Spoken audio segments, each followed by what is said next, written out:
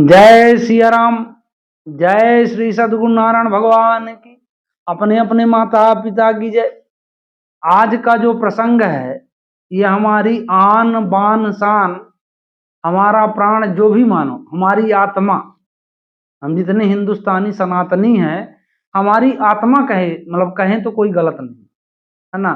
श्री राम मंदिर, ये जो हमको गौरव मिलने जा रहा है 22 जनवरी को, इसकी कहानी मैं आपको आज से लगभग 400 450 वर्ष पहले से शुरू करके जो इसके मेन मेन बिंदु हैं आज तक लाने का प्रयास करूंगा।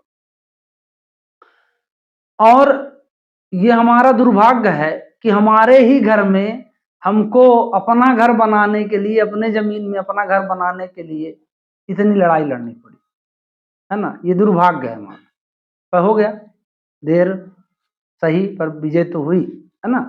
तो अब इस कहानी का बीज कहाँ से, इस परेशानी जो ये 450 वर्ष हमने ये जिल्लत झेला, है ना, परेशानी झेली, कुर्बानियां दी, हाँ, शहीद हुए हमारे बहुत आदमी, तो इसका बीज कब पड़ा? इसका बीज आज से मतलब लगभग 21 अप्रैल 1526 को उस युद्ध में पड़ा जहां बाबर और इब्राहिम लोदी दोनों शासक आपस में लड़े। बाबर उस युद्ध में जीतता है और 1528 में उसकी सेना अयोध्या पहुंच जाती है।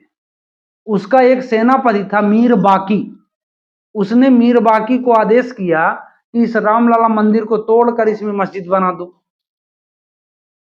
मीर बाकी ने वही काम किया और ये मंदिर जो था राम जन्मभूमि के ऊपर, इसका निर्माण शास्त्रों के अनुसार इनके जो सुपुत्र थे कुश, इनके द्वारा लगभग 250 से 3000 मंदिरों का 2500 से 3000 मंदिरों का निर्माण करवाए थे वो, है ना। अब ये भी कहीं कहीं उल्लेख मिलता है कि ये मंदिर को फिर राजा विक्रमादित्य ने जीर्णोद्धार कराया था, मतलब ये जब टूटने लगे थे तो इसके बाद इन्होंने बनवाया था, जब राजा विक्रमादित्य वहां अयोध्या गए। तो ये इनका प्राचीन इतिहास हो गया। अब उस 1528 से लेकर आज 22 जनवरी, है ना, 2024 तक का संघर्ष हम मेन बिंदु जानने की कोशिश करेंगे। तो 1528 में काम हुआ, है ना। अब इसके बाद 1528 में जब ये बन गया तो इसके बाद लगभग कहना चाहिए 190 साल तक कुछ नहीं हुआ, बिल्कुल मामला ठंडा पड़ा रहा, है ना। और इसके मतलब 190 साल के बाद जो जयपुर के राजा द्वितीय थे, उन्होंने थोड़ा कोशिश क्या किया, उनका मुगलों से पड़ता था। हालांकि वो कोशिश ये कर रहे थे कि राम मंदिर बन जाए, लेकिन उसमें सफलता नहीं मिली। लेकिन उन्होंने एक राम चबूतरा नाम से बनवा दिया। अब उस राम चबूतरा का निर्माण इसलिए हो गया कि वो मुगलों से उनका पड़ता था, इसलिए हो गया। अब इसके बाद हो गई, इसके बाद फिर काम खत्म। सन 1813 में हिंदुओं का एक जो संगठन था उसने एक दावा प्रस्तुत किया कि इसमें यहाँ ये राम मंदिर था और राम मंदिर होना चाहिए। लेकिन उस समय अंग्रेजों का शासन था, वो महाराक्षस, है ना, वो कहाँ सुनने वाले किसी का। फिर भी औपचारिक रूप में उन्होंने इस काम को धीरे धीरे चालू किया और सन 1838 में एक ब्रिटिश मार्टिन नाम का था, उसने एक रिपोर्ट प्रस्तुत की और वो रिपोर्ट हमारे पक्ष में ही थी कि मतलब इसमें पहले मंदिर के अवशेष मिलते हैं मस्जिद के पहले। हालांकि उस पर भी कोई ध्यान नहीं दिया गया। फिर 1855 में इसके बाद मतलब ये घटना चलती रही और 1853 के लगभग अवध के नवाब वाजिद अली के जमाने में भी थोड़ा वो चला, दंगा फसाद हुआ, लेकिन उसका भी मतलब कोई लाभ नहीं किसी को। लेकिन 1855 में मुस्लिमों के लिए ये खोल दिया गया और हिंदुओं का जाना मना था। तो 1855 में मना हो गया, मुस्लिमों प्रवेश इजाजत दी गई, हिंदू नहीं जा सकते। अब इसके बाद लगभग 55 के बाद 30 साल और अब जोड़िए तो 1885 में एक निर्मोही अखाड़ा था। निर्मोही अखाड़ा के जो है संत श्री रघुवर दास जी, उन्होंने उस राम जो चबूतरा था उसके ऊपर छतरी लगाने की अपील की, लेकिन उस अपील को नामंजूर कर दिया गया। 1885 में।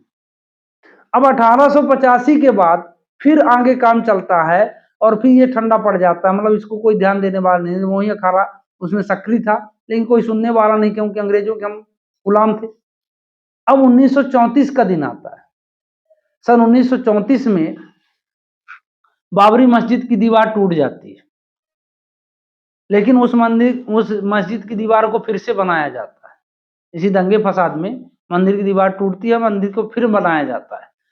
अब ये कहानी कुछ आग, मतलब जैसे आग थोड़ा थोड़ा सुलगने लगी, कहने का मतलब 30 दिसंबर 1949 को लगभग सुबह वहां एक चमत्कार देखने को मिलता है कि वहां भक्त, जो हिंदू भक्त थे, सनातनी भक्त हैं हम लोग, वहीं पूजा पाठ करने लगे और ये हुआ कि रामलला की मूर्ति रात में अपने आप प्रकट हो गई और हम लोग पूजा कर रहे हैं। लेकिन मुस्लिम समुदाय इस बात को मानने को तैयार नहीं। उसने कहा कि रात में लाकर मंदिर में मूर्ति रख दी और सुबह इसकी पूजा कर रहे हैं, है ना। उन्होंने इसके लिए फिर अपील दायर की। तो उस समय के तत्कालीन प्रधानमंत्री थे नेहरू। नेहरू ने वहां से, यहाँ के जो सीएम थे यूपी के उस समय, के नायर यहाँ हीरो का काम करे। वहां से आदेश आता है कि उस मूर्ति को आप हटा दो। उन्होंने उस पर कोई ध्यान नहीं दिया। फिर कुछ दिन बाद फिर वहां से फोर्सली आता है कि उस मूर्ति को हटाओ। इन्होंने कहा कि मैं क्या, जिसको भारतीय होने का गर्व होगा, ऐसा कोई भी भारतीय उस मूर्ति को नहीं हटा सकता। और ये मेरा इस्तीफा पकड़ो और इसके साथ एक सुझाव पकड़ो कि इस मूर्ति को आप हटाओ नहीं, इसी को आप एक घेराबंदी करा दो। नेहरू को ये बात समझ में आई और नेहरू ने घेराबंदी करा दी और बाकी जो है उनका इस्तीफा नामंजूर कर दिया गया। ठीक। तो अब के नायर के बाद जब ये दिन आया, अब इन्होंने क्या नाम से लगभग सन 1950 में एक बार गोपाल सिंह नाम के एक व्यक्ति थे, उन्होंने फिर अपील की पूजा अर्चना के लिए कि भाई रामलला की हमको पूजा अर्चना करने का अधिकार प्राप्त हो। तो 1950 में फिर भी ध्यान नहीं दिया गया, जबकि भारत आजाद हो चुका था, कांग्रेस का शासन था। अपील दायर की। अब इसके बाद 1984 में यह सोचा गया, फिर अब 30 साल फिर ठंडा, मतलब 30-34 साल फिर पूरा ऐसे कहानी चलती गई धीरे बाने, कोई ध्यान नहीं। अब ये हुआ कि 1900 कुछ जो हिंदू संगठन थे 1984 में उन्होंने एक प्लानिंग की, सीतामढ़ी से लेकर अयोध्या तक रथ यात्रा की जाए। तो रथ यात्रा की तैयारी बनी, लेकिन उसी दौरान जो है इंदिरा गांधी को गोली मार दी गई, उनकी हत्या हो गई। तो यह भी यात्रा रद्द हो गई 1984 में। अब 1986 का दिन आता है। तो 1986 के समय में एक कोई मतलब घटना घटी थी, ये मुसलमानों के फेवर में राजीव गांधी ने फैसला दिवा दिया था, जिससे हिंदू नाराज हो गए। अब हिंदुओं को खुश करने के लिए राजीव गांधी ने क्या किया कि ये उसका गेट खुलवा दिया पूजा अर्चना के। तो जो गेट खुल गया तो इससे मुस्लिम नाराज हो गए। अब मुस्लिमों को नाराज हो गए, मुस्लिम के नाराज होने पर उन्होंने लगभग मतलब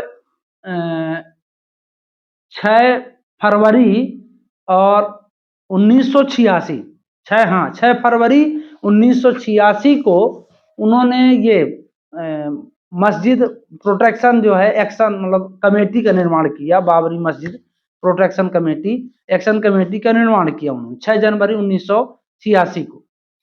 अब इसके बाद ये चलता रहा। अब ये हुआ कि भाई इसके बाद लगभग आपको कहना चाहिए कि इसके बाद कोई घटना नहीं घटी। फिर हमारे माननीय श्री लाल कृष्ण आडवाणी, इन्होंने एक यात्रा का आयोजन किया सोमनाथ से लेकर अयोध्या तक का, लेकिन इनको समस्तीपुर में उनको आडवाणी जी को गिरफ्तार कर लिया गया। अब सुबह जो है कार सेवक दूसरे दिन वो विवादित ढांचे में जाकर झंडा लहरा देते हैं और झंडा लहराने के कारण गोलीकांड हुआ और गोलीकांड में कम से कम उसमें बहुत सारे आदमी मारे गए। अब ये आपकी घटना जो है गोलियां चलवाई गई उनमें अयोध्या 86 में ऐसा हुआ। फिर इसके बाद 1900 दिन आता है 6 दिसंबर 1992। उस समय प्रधानमंत्री थे मतलब पीवी नरसिंहा राव और मुख्यमंत्री थे कल्याण सिंह, है ना।